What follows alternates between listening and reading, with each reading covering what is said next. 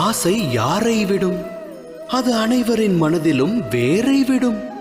தம்மிலும் ஊற்றெடுக்கும். 8 திக்கையும் வென்றவர் உண்டு, விண்ணையும் மண்ணையும் ஆண்டவர் உண்டு. ஆனால் ஆசை வென்றவர் அண்டத்தில் இல்லை. ஆசையெனும் மோகத்தை தேடுவதன் மூலம் அனைவரும் அலைவர் அல்லும் பகலும். எனினும் மோகம் என்னும் அக்கூட்டில்தான் ஞானமும் வாசம் செய்கின்றது. அது எவ்வாறு? துளிர்விடும் மானிட ஆசைகளுக்கு பக்குவம் அளிக்க ஞானம் என்னும் ஒளிக்கீற்றானது மானிடனது இதயத்திற்குள் பிரவேசிக்கின்றது. இது மானிட ஆசைகளை எடுத்துரைக்கும் கதையல்ல.